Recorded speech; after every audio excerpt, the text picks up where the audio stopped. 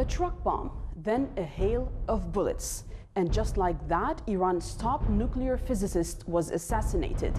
Martyr Mohsen Fakhrizadeh is not the first prominent Iranian scientist to be targeted in the streets of Tehran while going back home after a normal day at work, all while leaving their family household on their way to work. What is new, though, in the targeting of Martyr Fakhrizadeh was blatantly foretold 2 years ago by Israeli regime's Prime Minister Benjamin Netanyahu, who revealed Mohsen Fakhrizadeh as the head of Project Ahmad, while literally telling the world to remember his name. Martyr Fakhrizadeh was so important that it was not until Netanyahu showed his picture that there were any photographs available of him. It was an effort by Iran to protect him from assassins, a sort of protective shield around him that sadly was evaded by well-prepared terrorists. Mind you, the mainstream media will continue to tell you that it is unclear who is behind the assassination, just like they did when Lieutenant General Qassem Soleimani was assassinated in Iraq. However, it does not take a genius to figure out that it was ordered by Netanyahu with the help of US intelligence just before Trump leaves office. Tensions will be driven high in West Asia because of this new Zionist adventure. Never mind reports that came out of the US claiming Trump intends to strike some of Iran's R&D facilities before he leaves office. Trump and Netanyahu now have to stand on their tiptoes wondering, where will Iran retaliate for the purposeful act of terrorism against one of its top scientists inside its own capital? Martyr Fakhrizadeh's assassination is a major signal that Israel and the US will not give up on preventing the country from obtaining any nuclear technology whatsoever. The Israeli message is loud and clear: no nuclear scientist is safe. However, the message of Ayatollah Sayyid Ali Khamenei was louder. Iran will continue the martyr's scientific and technological efforts in all the sectors where he was active. Welcome to the Mideastream. I'm Marwa Osman.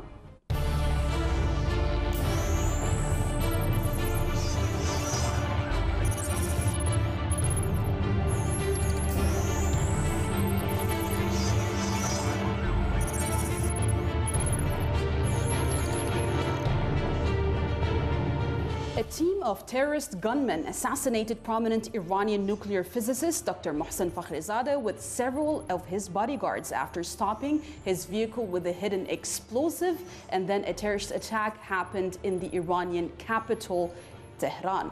Now, hours after the assassination, the New York Times issued a report claiming that Martyr Fakhrizadeh, who headed the Iranian Defense Ministry's Organization of Defense Innovation and Research, was assassinated by Israel.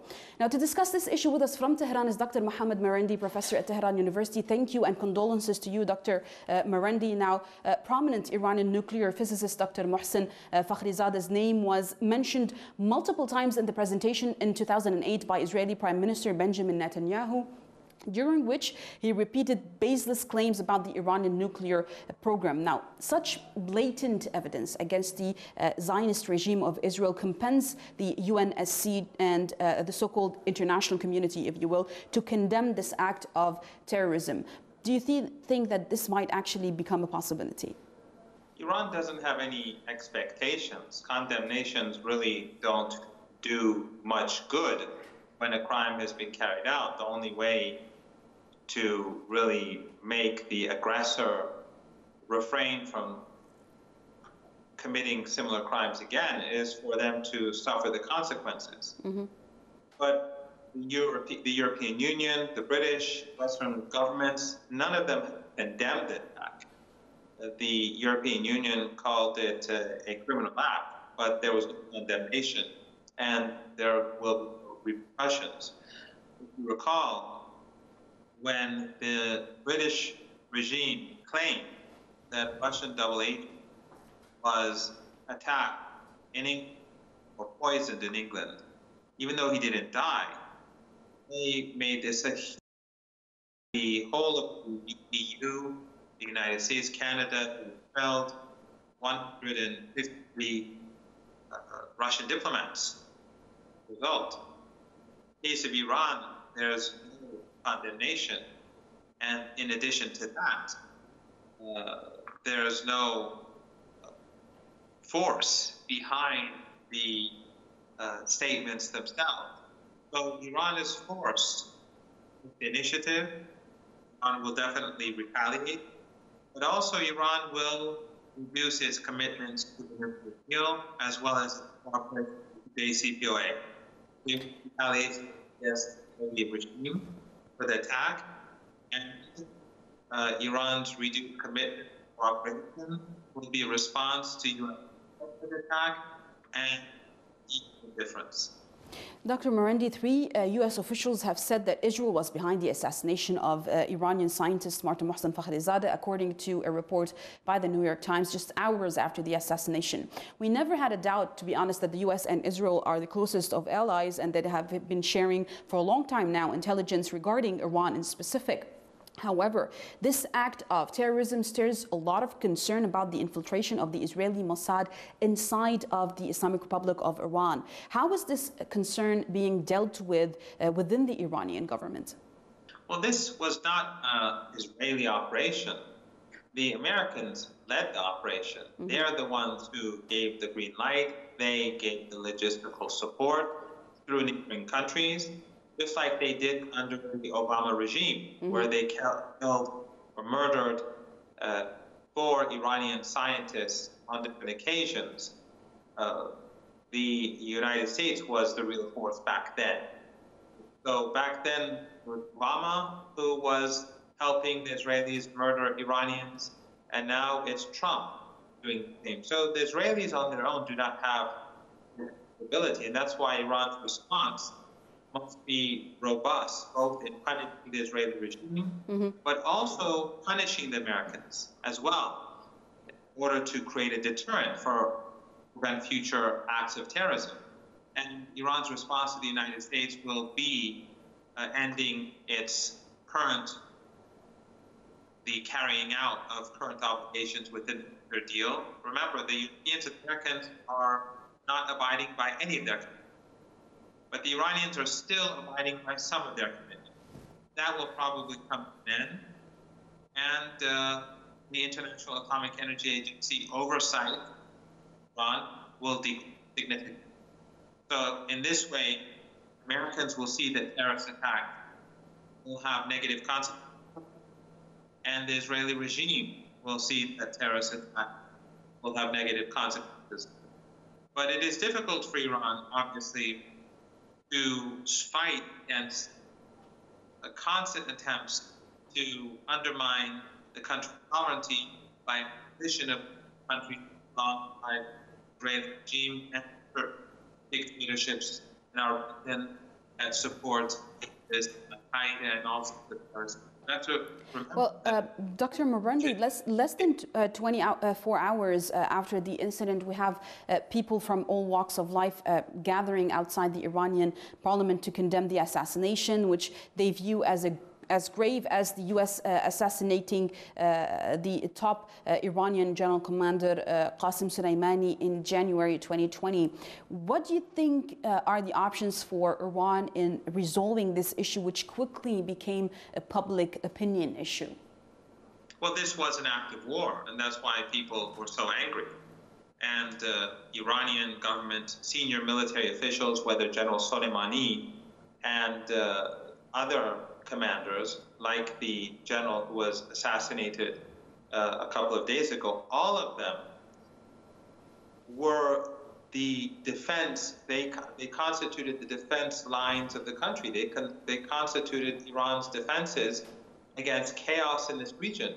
The Americans and their regional allies have destroyed so much of Syria, Iraq, Afghanistan, Libya, Yemen, Lebanon, Palestine or Gaza, and to the north of Iran, we see instability. So these generals and these senior officials are what have preserved stability in this country, despite the fact that the United States has shown such great animosity and hostility towards the country. So there is no option but to give a harsh response to the act of war. What will that response be? I'm sure it will be lethal, but I have no idea what sort of response the Iranian military or the Iranian intelligence services will give. I'm not privy to that sort of information. But what I do know is that there will be another response, and that is decreased cooperation with regards to the nuclear program in Iran and an expansion of Iran's nuclear program. In other words, this will be the second punishment, where the Americans and the Europeans will learn that by hurting Iran, they act in their actions are effectively detrimental to their own interests. Well, Dr. Marandi, leader of the Islamic Revolution, Ayatollah Sayyid Ali Khamenei, has called on Iranian experts to preserve the scientific and technical legacy of the nuclear scientist Mohsen Fakhrizadeh and ordered the punishment of his assassins. We all remember the retaliation for the assassination of Lieutenant General Qassem Soleimani, which shook the American presence in Iraq.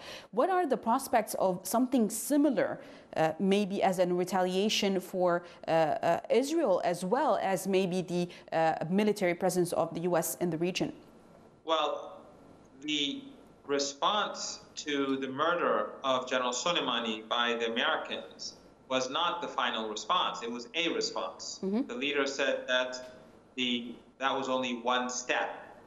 So we still have score to settle. With regards to General Fakhrizadeh, I think the response will be the same. It will be comprised of different components. One component will be lethal, and another component will be a loss of access to Iran's nuclear program and an increased speed in the development of that program. Well, I want to thank you very much, Dr. Mohammed Marandi, professor at Tehran University, for talking to us about the prospects of retaliation of what Iran will be possibly be doing against the assassins of Dr. Mohsen Fakhrizadeh. Thank you for being with us. Now, please stay tuned. We'll talk in the next segment about how the U.S. Embassy in Baghdad is trying to impose its views on the Iraqi government and nation.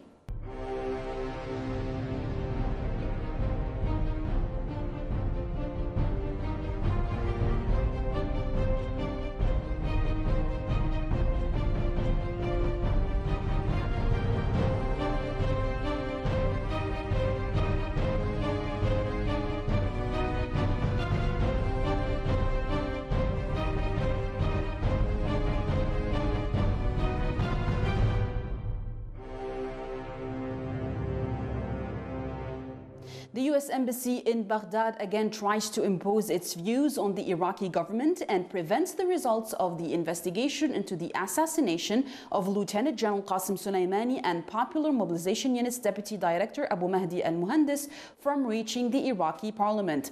If this is not imposing colonial decisions on a sovereign Iraqi nation, I really don't know what is. U.S. blocks Lieutenant General Qassem Soleimani's probe results in this following report. It should not really come as a surprise that the U.S. Embassy in Baghdad is blocking the arrival to the Iraqi parliament of the results of investigations into the January terrorist attack on Iran's top commander, Lieutenant General Qassem Soleimani, and Abu Mahdi al-Muhandis, the second in command of Iraq's Popular Mobilization Units. The investigation into the attack began from the first moment of the assassination, and the Iraqi judiciary dealt with that incident as a criminal act that took place on Iraqi land on the grounds that some of the victims are Iraqis. Earlier in July, a conclusion by the United Nations described the U.S. assassination of the Iranian commander as unlawful. No surprise there either, as the UN cannot say more than that, or else it won't be a U.S. puppet anymore, and that is technically not possible. Meanwhile, the way the U.S. Embassy in Baghdad is imposing its views on the Iraqi government and preventing the results of the investigation into the assassination of Lieutenant General Qassem Soleimani and Abu Mahdi al-Muhandis from reaching parliament simply shows that the U.S. still considers itself as the High Commissioner of Iraq. It seems the memo of the Iraqi parliament issuing a bill to force the U.S. out of the country has not reached the U.S. Embassy yet, or so they would like to think.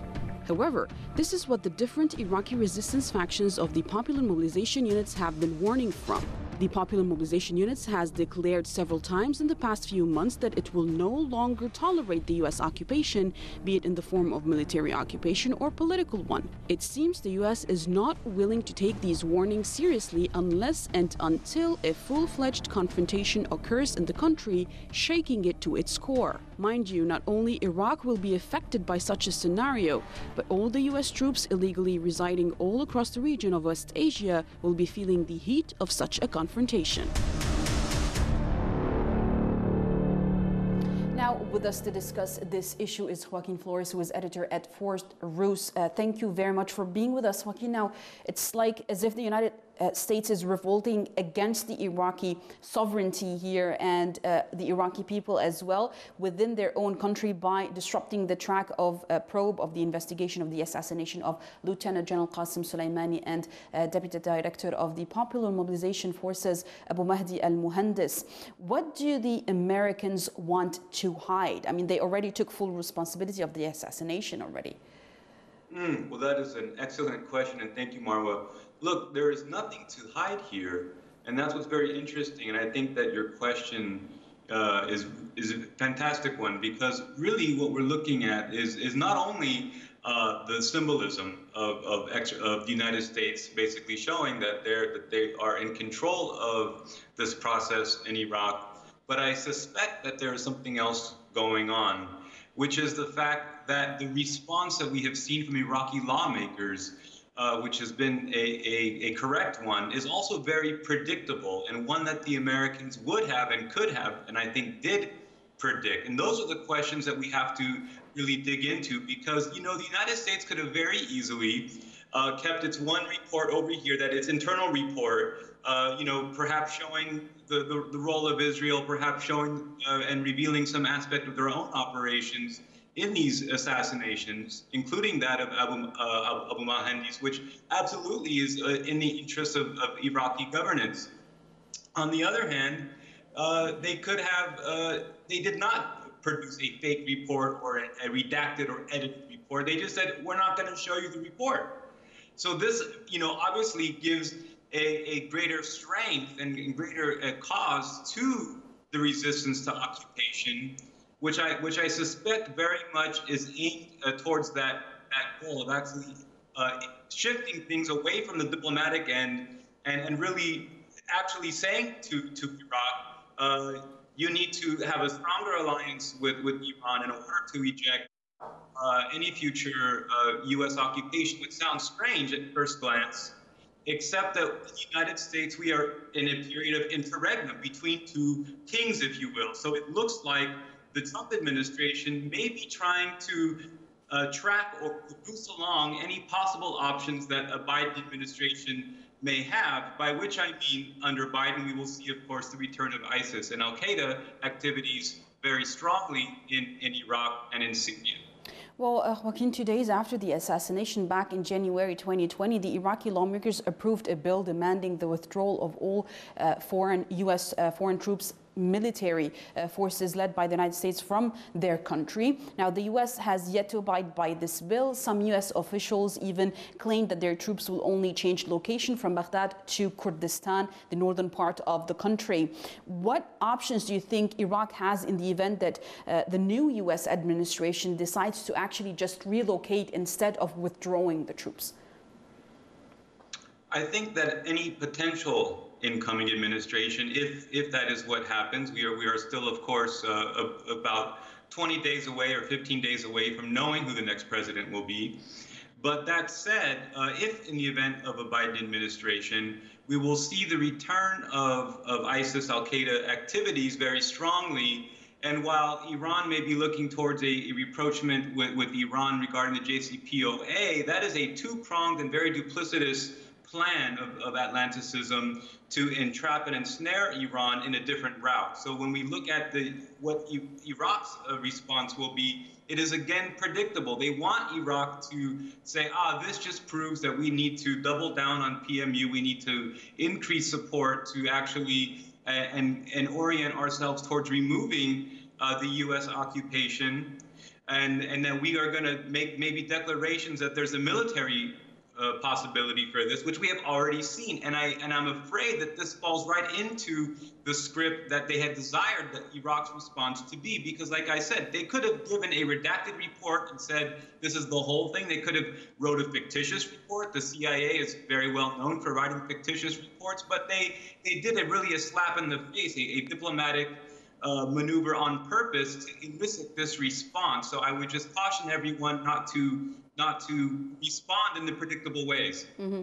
Well, the Iraqi PMU here, Joaquin, has warned several times over the past few weeks that it is ready to engage in a full confrontation with the occupation forces of the United States in Iraq if they defy the Iraqi official decision to withdraw foreign U.S. troops, making them leave for good from the country. Do you think maybe Biden, if he gets to office, will be in a position to risk the safety of his troops in Iraq by maybe extending their stay rather than having another plan for that? Absolutely. And I think that this is what is being set up. I think that when we're looking at the sabotage of any potential coming back of a JCPOA, would definitely the EU's requirement would be some sort of Iranian disengagement with Iraq. Mm-hmm. So this is what was already the pressure that was happening before. Mind you, the assassination of the scientists of the Iranian nuclear physicist will just make things worse. That is exactly right. And so we can see that these are intended to elicit responses. Now, I would expect, of course, politicians and Iraqi parliamentarians have to appeal to their base. The people of Iraq are sick and tired of this occupation. It's been going on forever. There are people who were born during the occupation or are now members of the military fighting the occupation. That's how long this occupation has been going. They have every right to resist it under any rubric of international law or any moral ethical foundation that we understand in the world. Mm-hmm. At the same time, we have to avoid falling down the route of a prescripted, proscribed reaction, which is to say that, we are going to go double down on any military response and so forth. It's questionable that the United States already knows that would be the response, is therefore trying to railroad any possible ability for any Biden administration to engage differently. It will force a Biden administration to engage militarily in Iraq, which of course would mean that it would be very difficult for Iranian lawmakers, who themselves are very responsible to their own electorate in Iran's democracy.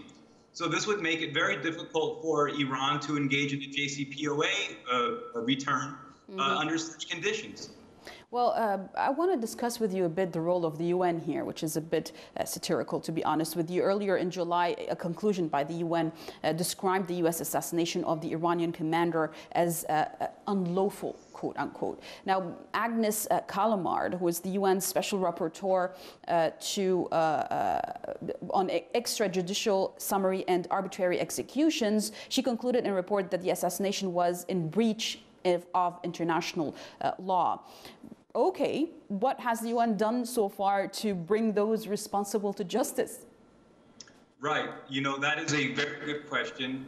I think that, in fact, because of the way that the UN was set up in the aftermath of World War II and its relationship to the Bretton Woods Agreement and the IMF, in fact, I would say that the United Nations is perfectly all right to simply make these very obvious and toothless declarations if the alternative is that the UN's actual actions would be directed by those who in fact control the UN through the various and multitudinous different NGOs and organizations that operate within the UN's legal, humanitarian, and cultural departments and subdivisions. It's really, really controlled not by friends of Iraq and not by friends of Iran, and yet it actually lends an undue amount of credibility that there is an international community